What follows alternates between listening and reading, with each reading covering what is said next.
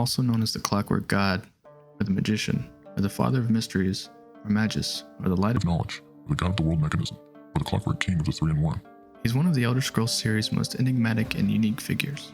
Despite his status as a member of the Tribunal, he's often shrouded in mystery, appearing only sparingly, and most importantly, as a blinged-out skeleton, throughout the series. But who exactly is he, and what drives him to reshape the world through his inventions? Today, we're diving into the history, philosophy, and secrets of the father of Redditors, Sotha Sil. Sotha Sil, also known as Set, or the Teacher, the Sorcerer, the Tinkerer, and the God of long and unnecessary names. He's part of the Tribunal, the three living gods of Morrowind, alongside Vivek, the warrior poet, and Amalexia, the patron saint of TikTok influencers. Sotha Sil is a tinkerer, who often chooses the path of magic and technology over warfare or politics. He's kind of like the Unabomber, if he wasn't afraid of email. To understand Sotha Sil, let's go back to his early life. He was born as a Chimer, the golden-skinned ancestors of the Dunmer, in a time before Morrowind's magical makeover by Azura. His family was tragically barbecued by Mehrunes Dagon, which marked a turning point in his life. But instead of responding with hatred, he developed a lifelong obsession with understanding, controlling, and even improving the world itself. This tragedy became the foundation for his philosophy. He believed that to truly protect his people, he needed to become the biggest nerd Tamriel had ever seen. One of the most significant events in Sotha Sil's life was the ascension of the Tribunal. Alongside Vivek and Amalexia, he used Kagranak's tools to harness the power of the Heart of Lorkhan, a powerful artifact considered to be, you guessed it, the heart of the god Lorkhan. By doing so, they gained godlike power themselves, and they used their newfound strength to rule over the Dark Elves. However, for their treachery, and maybe also doing a little bit of murder of a champion, the Daedric Prince Azura cursed the Chimer and turned their skin the color of ash, and their eyes the color of ash if it was red. Sotha Sil, however, taught everybody to chill and embrace their newfound appearance. He didn't even bother using his power to resist the curse like Amalexia did, and Vivek, half did. So now it's time to talk about the Clockwork City. Sotha Sil spent hundreds of years building and working in this mechanical world, hidden away from the rest of Tamriel, in a vault, in a ruin, under a temple, probably. Clockwork City is more than just a place. It's an embodiment of his belief that everything, even life itself, can have some sick gear slapped into it. In his mind, imperfections and suffering were really just a skill issue.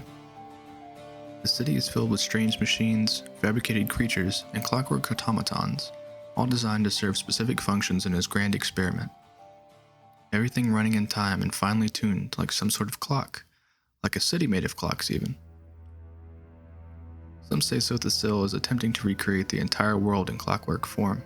It's as if he's testing out a new version of Tamriel itself, a place where the flaws of the mortal world are replaced by the perfection of like a bunch of gears and wires and shit that you probably have to oil and make sure no water gets in there or it's all just completely fucked. Anyway, the Clockwork City was not his only great achievement.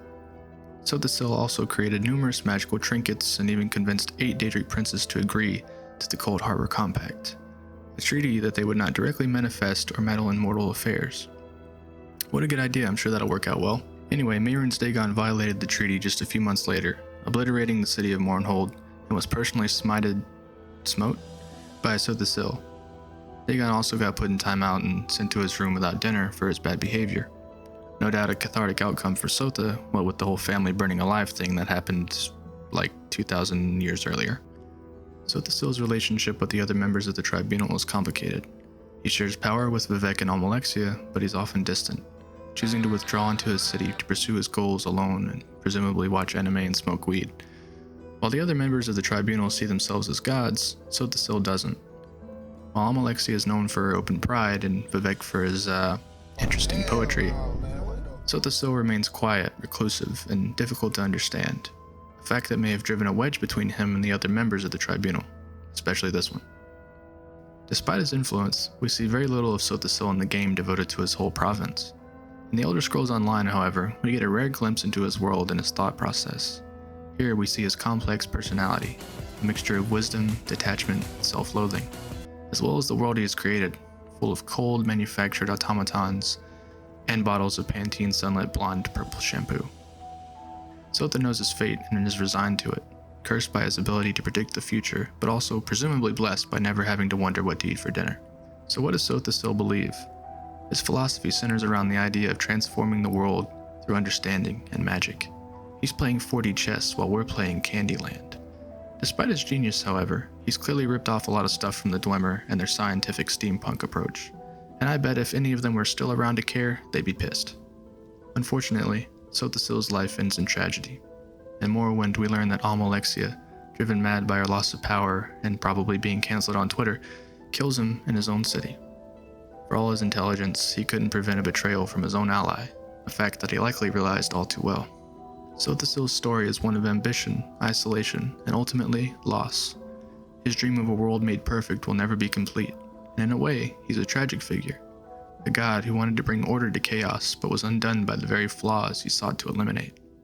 Sotha Sil remains one of the most unique figures in the Elder Scrolls universe, a creator who wanted to change reality itself. His story reminds us of the delicate balance between power and humanity, and the limits of knowledge, even for a god. If you're a fan of thought-provoking characters, Sotha Sil is definitely worth exploring further.